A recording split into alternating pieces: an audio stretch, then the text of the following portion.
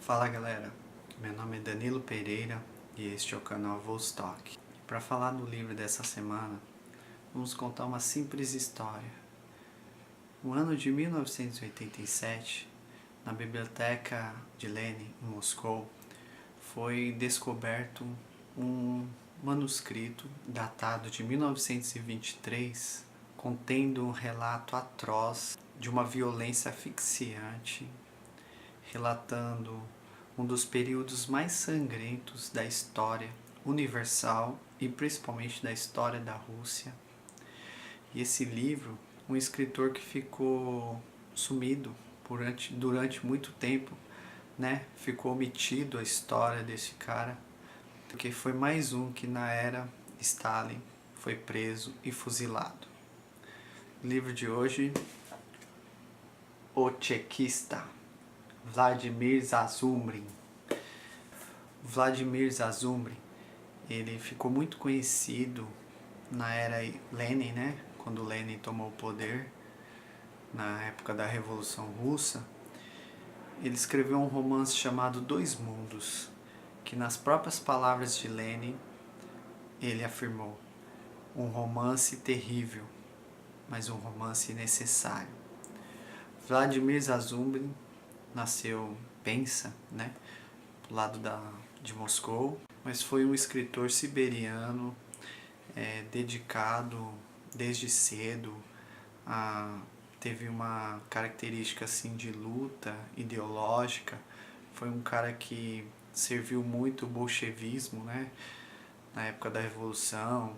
Então ele foi aquele cara que escrevia panfletos, ele dirigia seminários escondidos, revistas ilegais, e foi um cara que o Lenin, né, como eu já disse, ele cultuou o romance do Zazumbre.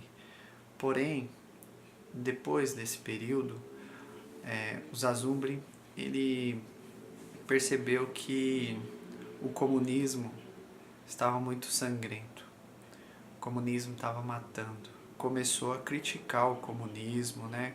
Criticar o poder da Rússia, e com isto foi considerado um escritor inconveniente da sua época. Logo depois, Stalin mandou prendê-lo e acabou sendo fuzilado. Mas deixou esse escrito aqui, ó, deixou esse manuscrito, uma novela, né? Aqui, ó, é um livro da editora Antígona, uma editora lá de Portugal. Infelizmente, esse livro não tem aqui em alguma editora aqui do Brasil.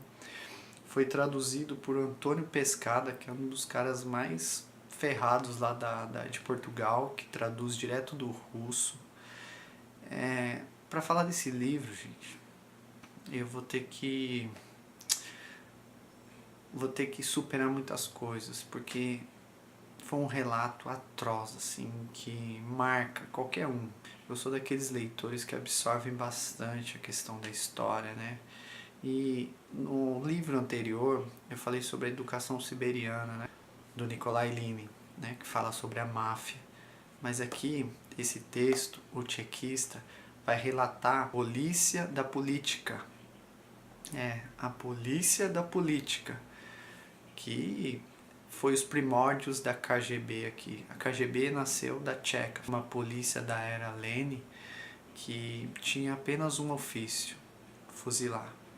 Matar quem fosse contra o governo, contra as ideias, contra a ideologia comunista. Então, o único ofício da Tcheca era fuzilar. Temos aqui um telegrama, né, no começo do texto aqui, do Lenin, quando ele colocou assim bem claro, tá até aqui atrás aqui do livro, ó: fuzilem sem perguntar nada a ninguém e sem delongas, imbecis. Era a ordem do Lenin: fuzilar quem fosse contra. Então, o que fala sobre essa novela? O Tchekista vai relatar a vida de um agente dessa polícia da Tcheca chamado Surubov. Como todos os oficiais cumprem o seu papel, que é fuzilar as pessoas, né? Ele trabalha com uma máquina de sangue, oleada por sangue, né? O texto já começa de uma forma bem forte, assim. Ele vai relatar como que as pessoas eram fuziladas, né? Primeiro elas chegavam numa parede, um paredão enorme no muro. As próprias pessoas tinham que se despir, ficarem nus, olharem para o muro e recebiam, né, um tiro na nuca. Esse era o procedimento. No texto, algumas pessoas que vão ser fuziladas, que nem o padre ou mulheres, muitas vezes caras assim queriam, não, eu quero que vocês me atirem na cabeça, na fonte aqui, não na nuca, eu quero morrer olhando pro meu carrasco. Mas mesmo assim, eles tinham um ofício. As pessoas viravam de costa e fuzilavam. E aqui no começo dessa novela vai relatar um dia de fuzilamento ali. Pessoas defecavam nas roupas, assim. Era uma violência atroz, assim. Outros que não queriam tirarem a roupa, eles eram espancados até tirarem a roupa. Um padre, mulheres, todas as pessoas eram executadas assim de forma fria e chocante. Mas o que acontece? O Surubov, ele começa a se sentir afligido por aquela situação. Ele começa a perceber que ele é uma engrenagem dessa máquina de matar. E ele começa a questionar por que ele faz isso, para que ele vai fazer isso. E até o pai do Surubov, ele é executado pelo próprio amigo dele. E para ele não tem sentimento nenhum, porque foi contra o poder, foi contra a máquina. Então, em nome da revolução, o Surubov aqui, ele participa de atrozes procedimentos, como cruéis interrogatórios, espancamentos, até estupros, eles vão relatar aqui. Principalmente execuções sumárias. Como é frio a execução, um fuzilamento. E na verdade é um matadouro sangrento. Ele fala, ele imagina a Tcheca, né, a polícia, onde ele trabalha, como um açougue. Ali é só sangue. Ele tem um relato também que depois das execuções, no dia seguinte, as pessoas que limpavam aquilo, a água com sangue, molhava, iam pelos esgotos, pelas ruas, assim. É um relato atroz de algo que aconteceu de verdade. Essa obra foi publicada em 1989, logo 2 anos depois de ser descoberta. Foi considerada uma obra muito inconveniente, porque vai descrever de forma cruel e bem trágica mesmo os crimes da União Soviética. Aqui contém os crimes da União Soviética. Então o que acontece com o Surubov? Ele vai cair num contexto, assim, num questionamento e vai começar a enlouquecer. Porque é aquilo que até tem uma frase do Nietzsche que ele fala que toma cuidado quando você luta contra monstros para não se tornarem monstros, né? E ali esse questionamento cabe bem no Surubov, porque ele começa a perceber que ele só sabe fazer uma coisa, que é matar. Ele começa a enlouquecer. Eu até marquei aqui um questionamento que ele faz, assim, na questão de tão cruel que é o fuzilamento. Ele faz uma comparação com a França, que existia a guilhotina, e a Rússia com seus fuzilamentos. Ele diz o seguinte: na França havia as guilhotinas, as execuções públicas, entre nós a cave, a execução secreta.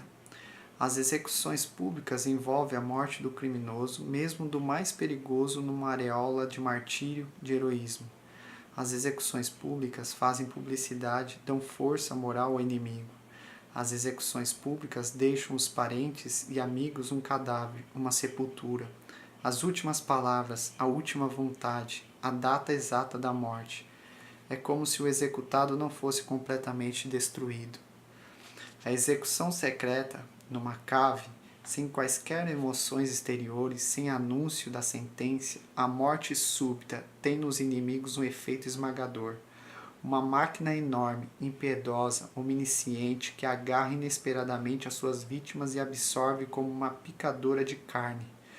Depois da execução não se sabe o dia exato da morte. Não há últimas palavras, nem cadáver, nem sequer sepultura. É o vazio. O inimigo é completamente destruído.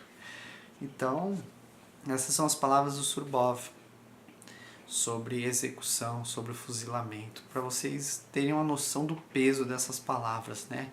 Realmente, né, quando a pessoa é fuzilada, não é entregue, né, como ocorreu quando muitos foram enterrados de qualquer jeito, a família não teve nem sepultar as pessoas, ter aquela última lembrança, porque sumiram, foram executados, jogaram num terreno lá, enterraram e acabou. Ninguém sabe quantas milhões de pessoas na realidade foram mortas dessa forma. Milhares, centenas. Então essa obra é uma acusação contra o comunismo de ter feito guerra contra o seu próprio povo. Eu posso dizer que o Tchequista é uma obra terrível, mas é uma obra necessária. Esse foi o vídeo dessa semana e até mais.